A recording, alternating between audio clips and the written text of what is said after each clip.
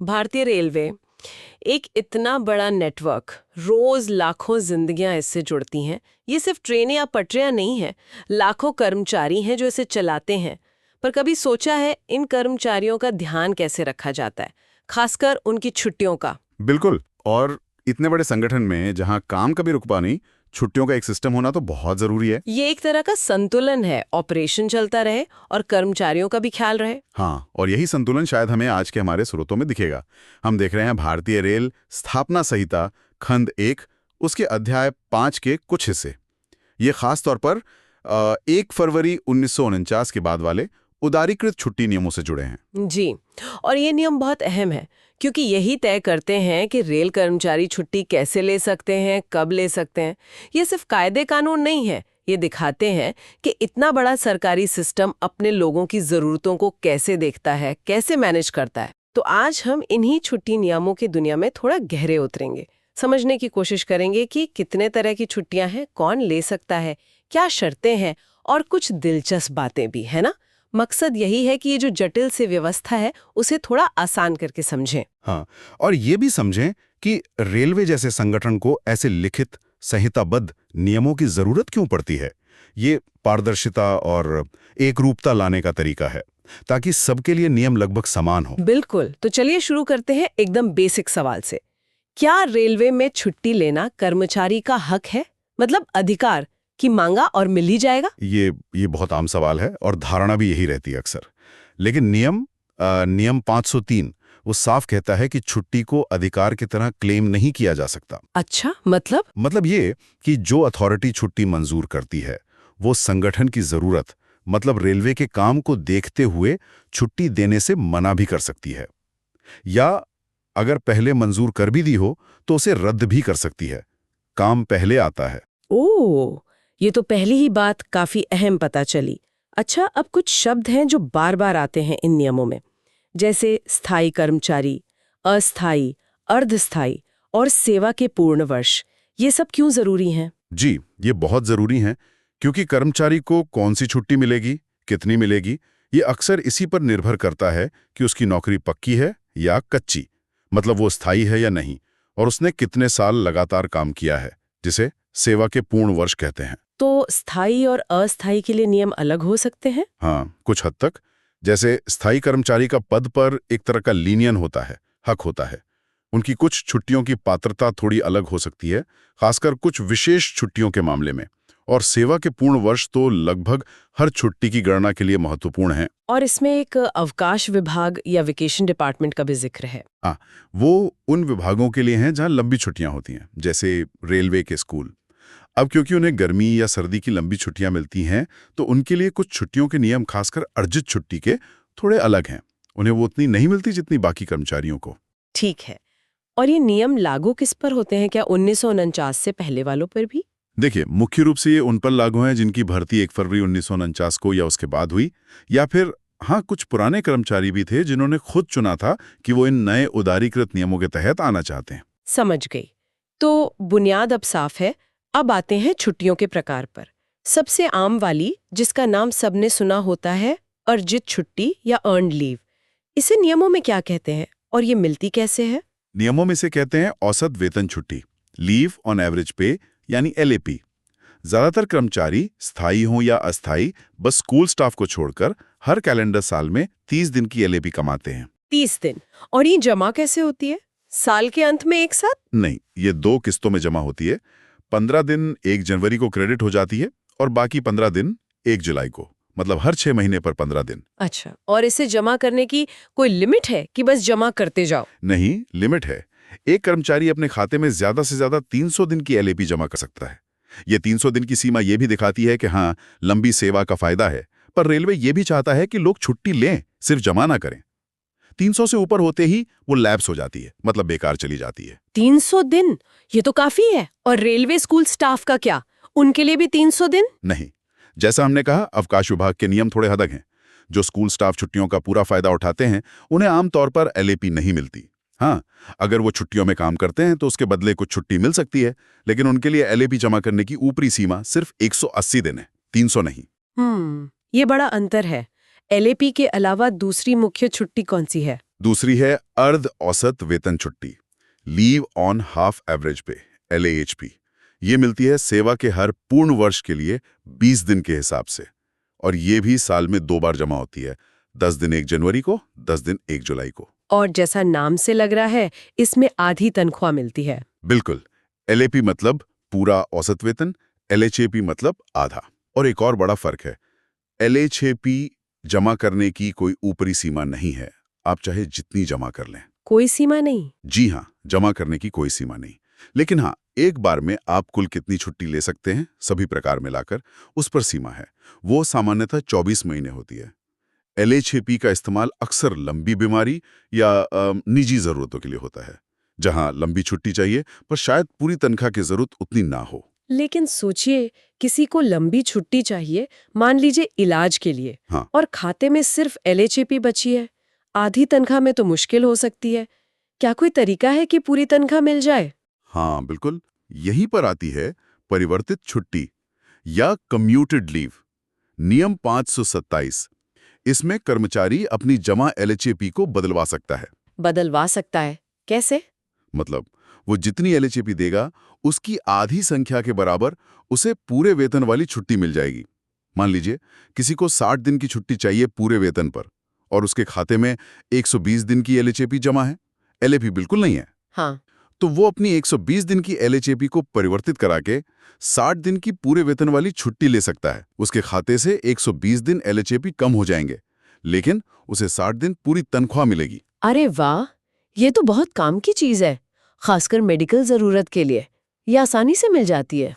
आमतौर पर इसके लिए मेडिकल सर्टिफिकेट देना होता है। डॉक्टर को यह प्रमाणित करना होता है कि हाँ, कर्मचारी बीमार है और उसके ठीक होकर ड्यूटी पर लौटने की पूरी उम्मीद है। कुछ खास तरह की पढ़ाई के लिए भी ये मिल सकती है, शायद बिना मेडिकल सर्टिफिकेट के भी, पर उसकी सीमाएं हैं। पूरे सेवा काल में शायद 90 या 180 दिन। इसमें कोई पेच, कोई शर्त? हाँ, एक मुख्य शर्त है। अगर कोई कर्मचारी ये परिवर्तित छुट्टी लेता है और छुट्टी खत्म होने के बाद ड्यूटी पर वापस नहीं लौटता, मान लीजिए नौकरी छोड़ देता है या वॉलंटरी रिटायरमेंट ले लेता है, तो उससे वसूली की जा सकती है। जो आधी तनख्वाह LHAP और पूरी तनख्वाह परिवर्तित छुट्टी का अंतर था, वो पैसा रेलवे वापस मांग सकता है।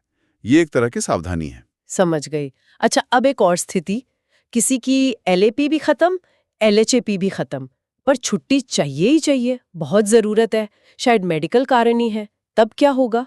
ऐसी इमरजेंसी के लिए है अदेय छुट्टी, लीव नॉट ड्यू, LND, नियम 528। जैसा नाम है, अदेय मतलब जो अभी आपकी बनती नहीं है।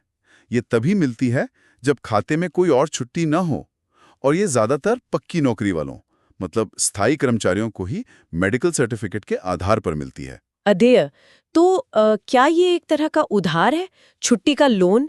बिल्कुल, आपने सही समझा। ये छुट्टी का एडवांस है। कर्मचारी पहले छुट्टी ले लेता है और भविष्य में जब वो LHAP कमाएगा तो ये ली हुई LND उसमें से काट ली जाएगी। मतलब वो उसे बाद में चुकाता है।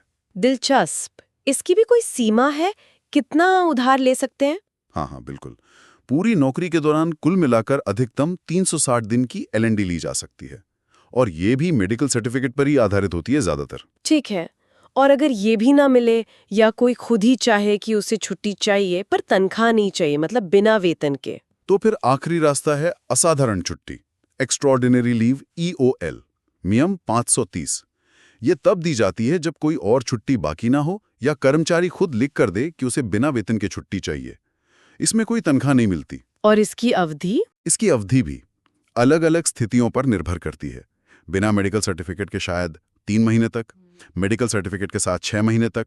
अगर कोई गंभीर बीमारी है जैसे TB, कुष्ठ रोग, कैंसर, तो 18 महीने तक भी मिल सकती है। और अगर कोई पढ़ाई के लिए विदेश जा रहा है तो शायद 24 महीने तक। पर हाँ, कुल मिलाकर सारी छुट्टियां मिलाकर 5 साल से ज्यादा लगातार छुट्टी पर नहीं रह सकते। बाप रे, छुट्टियों के कितने प्रकार हैं! पूरे वेतन से लेकर आधे वेतन, फिर उधार वाली छुट्टी, और आखिर में बिना वेतन की छुट्टी। अच्छा, अब जरा मेडिकल छुट्टियों पर आते हैं। अगर कोई बीमार पड़ता है तो छुट्टी लेने का प्रोसेस क्या है? देखिए, मेडिकल छुट्टी के लिए सबसे जरूरी दस्तावेज है मेडिकल सर्टिफिकेट। अब ये सर्टिफिकेट कौन देगा, ये निर्भर करता है कर्मचारी कहाँ पोस्टेड है, उसका पद क्या है। मतलब मतलब ये रेलवे के अपने डॉक्टर हो सकते हैं जिन्हें ऑथोराइज मेडिकल अटेंडेंट या एएमए कहते हैं, या फिर कुछ मामलों में सरकारी अस्पताल या मान्यता प्राप्त अस्पताल। कभी कभी रजिस्टर्ड प्राइवेट प्रैक्टिशनर आरएमपी का सर्टिफिकेट भी चल जाता है, पर उसकी शर्तें होती हैं। सर्टिफिकेट में बताना होता है कि क्या बीमारी है और अंदाजन कितने दिन आराम चाहिए। और क्या रेलवे इन सर्टिफिकेट्स की जांच भी करता है? मान लीजिए किसी ने प्राइवेट डॉक्टर से लिखवा लिया। हाँ, कर सकता है, खासकर अगर इलाज बाहर से चल रहा है। रेलवे को अपना मेडिकल ऑफिसर उस सर्टिफिकेट को वेरीफाई कर सकता है या कर्मचारी को खुद जांच के लिए बुला सकता है। अगर ड्यूटी के दौरान कोई चोट लगने से विकलांगता हो जाती है तो उसके लिए तो एक अलग मेडिकल अथॉरिटी होती है जो पूरी जांच करके सर्टिफिकेट देती है। और अगर भगवान न करे ऐसी नौबत आए कि डॉक्टर को लगे कि कर्मचारी शायद ठीक होकर काम पर वापस नहीं आ पाएगा। हाँ, उसके लिए भी नियम है। नियम 522। अगर मेडिकल अथॉरिटी ये रिपोर्ट देती है कि कर्मचारी की ड्यूटी पर लौटने की संभावना नहीं है, तो उसे जो छुट्टी दी जा रही है, चाहे वो किसी भी तरह की हो, वो आमतौर पर 12 महीने से ज्यादा नहीं बढ़ाई जा सकती। उसके बाद फिर सेवा समाप्ति या मेडिकल रिटायरमेंट वगैरह की प्रक्रिया शुरू हो सकती है। और मेडिकल छुट्टी के बाद जब वापस ड्यूटी ज्वाइन करनी हो तो फिटनेस सर्टिफिकेट देना होता है, उसी अथॉरिटी से जिसने छुट्टी रिकमेंड की थी या रेलवे के डॉक्टर से। एक दिलचस्प बात और है, नियम 519 के तहत अगर कोई कर्मचारी फिट होकर रिपोर्ट करता है लेकिन उसे तुरंत पोस्टिंग नहीं मिलती, तो रिपोर्ट करने के बाद से ड्यूटी ज्वाइन करने तक उसे 3 दिन तक का ज्वाइनिंग टाइम जैसा पीरियड मिल सकता है। अच्छा, ये तो काम की जानकारी है। अब कुछ और खास बातें, जैसे छुट्टी के आगे पीछे अगर रविवार या कोई त्योहार आ रहा हो तो क्या वो भी छुट्टी में गिना जाता है? नहीं, आमतौर पर नहीं। नियम 508 कहता है कि छुट्टी से ठीक पहले या ठीक बाद में आने वाले अवकाश, हॉलीडेज, संडेज आपकी छुट्टी का हिस्सा नहीं माने जाते। मतलब वो आपको बोनस में मिल जाते हैं। इससे लंबा ब्रेक मिल जाता है। अच्छा। हाँ, लेकिन इसके कुछ पेच हैं, खासकर अगर आप छुट्टी शुरू होने से पहले या खत्म होने के बाद भी मेडिकल सर्टिफिकेट पर हैं। और ये याद रखना जरूरी है कि आकस्मिक छुट्टी यानी कैजुअल लीव वो बिल्कुल अलग चीज है। उसे इन नियमित छुट्टियों जैसे एलएपी या एलएचएपी के साथ जुड़ा नहीं जा सकता, वो अलग से लेनी होती है। ठीक है। और अगर किसी को बीच छुट्टी में वापस बुला लिया जाए, कोई इमरजेंसी आ गई? हाँ, नियम 516। अगर किसी कर्मचारी को छुट्टी रद्द करके जरूरी काम से वापस बुलाया जाता है तो उसे आने जाने का ट्रैवल अलाउंस मिलता है और उसकी ड्यूटी उसी वक्त से शुरू मान ली जाती है जब वो वापसी के लिए यात्रा शुरू करता है। और हड़ताल, उसका क्या असर पड़ता है छुट्टियों पर? अगर कोई हड़ताल होती है जिसे सरकार अवैध घोषित कर देती है तो उसमें हिस्सा लेना सर्विस में ब्रेक माना जा सकता है। नियम 504 कहता है कि ऐसे ब्रेक से कर्मचारी की पिछली सेवा की छुट्टियों की पात्रता पर बुरा असर पड़ सकता है। मतलब हो सकता है उसकी कुछ छुट्टियां कम हो जाएं। हाँ, अगर राष्ट्रपति चाहे तो इसे माफ कर सकते हैं। ये तो गंभीर मामला है। अच्छा, एक और चीज जो कर्मचारियों को बहुत लुभाती है, लीव एनकैशमेंट। क्या अपनी जमा छुट्टियों के बदले पैसे ले सकते हैं? जी हाँ, बिल्कुल। नियम 540A इसकी इजाजत देता है। सर्विस के दौरान कर्मचारी जब अपने रेलवे पास पर यात्रा कर रहे हों तो उस ब्लॉक में वो एक बार में 10 दिन तक की एलएपी कैश करा सकते हैं। 10 दिन? हाँ, एक बार में 10 दिन।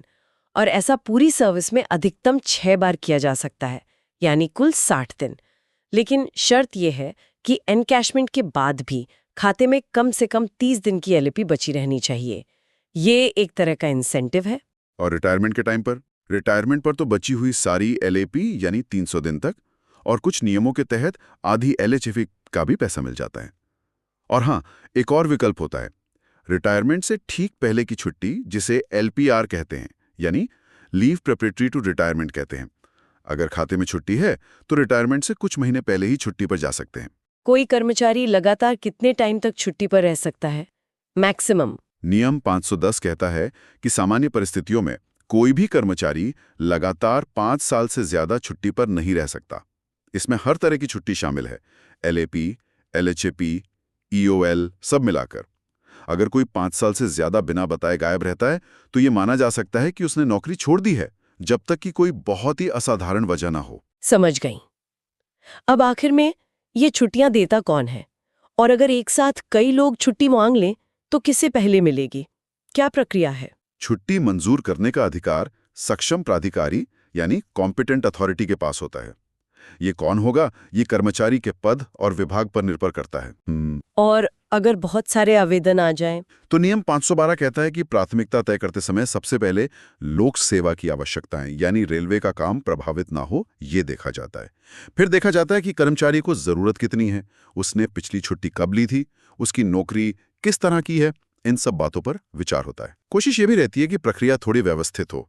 एक सुझाव ये भी दिया गया है कि छुट्टी के आवेदन महीने में 2 बार, जैसे 1 और 16 तारीख को निपटा दिए जाएं, ताकि सबको पता हो कि कब फैसला होगा। और जाहिर है, हर कर्मचारी का एक छुट्टी खाता यानी लीव अकाउंट मेंटेन होता है। नियम 513, उसमें उसकी कमाई हुई, ली हुई और बची हुई हर छुट्टी का पूरा हिसाब रखा जाता है। तो इस पूरी बातचीत से एक तस्वीर उभरती है। ये नियम दिखाते हैं कि भारतीय रेलवे जैसा विशाल संगठन अपने कर्मचारियों के लिए एक बहुत ही विस्तृत, बहुत डिटेल्ड सिस्टम बनाता है।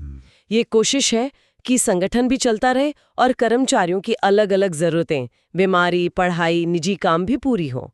काफी जटिल है ये। हाँ, और इसमें दिलचस्प बात यह है कि ये कितना बारीक है, कितना डिटेल में है। शायद ये रेलवे के साइज और उसकी लंबी हिस्ट्री को दिखाता है। मकसद साफ है, निष्पक्षता लाना, सबके लिए एक जैसा नियम, कर्मचारी को पता हो कि उसे क्या मिल सकता है, कब मिल सकता है। लेकिन साथ ही जरूरत पड़ने पर लचीलापन भी है, जैसे बीमारी के लिए, विकलांगता के लिए या पढ़ाई के लिए विशेष प्रावधान है। और ये मेडिकल वाले नियम दिखाते हैं कि समय के साथ कर्मचारी कल्याण पर फोकस बढ़ा है। बिल्कुल। हमने एलएपी, एलएचएपी, परिवर्तित छुट्टी, फिर वो उधार वाली एलएनडी और बिना वेतन वाली ईओएल सबको समझा। मेडिकल छुट्टी की प्रक्रिया, पैसे मिलने वाले एनकैशमेंट के तरीके और हड़ताल जैसी खास स्थितियों पर भी बात की। वाकई एक पूरा जाल है ये, लेकिन रेलवे कर्मचारियों के लिए बहुत जरूरी है। और यहीं पर एक सवाल मन में आता है सोचने के लिए। ये नियम जो बने तो 1949 के आसपास थे और फिर बदलते रहे। ये सरकारी नौकरी के खास दौर की सोच दिखाते हैं। आज के ज़माने में जब हम प्राइवेट सेक्टर की शायद ज़्यादा फ्लेक्सिबल लगने वाली पॉलिसीज़ देखते हैं या शायद दूसरे सरकारी विभागों को देखते हैं, तो ये इतने डिटेल्ड, कभी-कभी थोड़े सख्त लगने वाले नियम कैसे लगते हैं? कहाँ पर संतुलन होना चाहिए? क्या हर चीज़ नियम में लिखी हो या कुछ फैसले मौके पर विवेक से लिए जाएं? इसके क्या फ़ायदे हैं, क्या नुकसान, ये सोचना दिलचस्प है।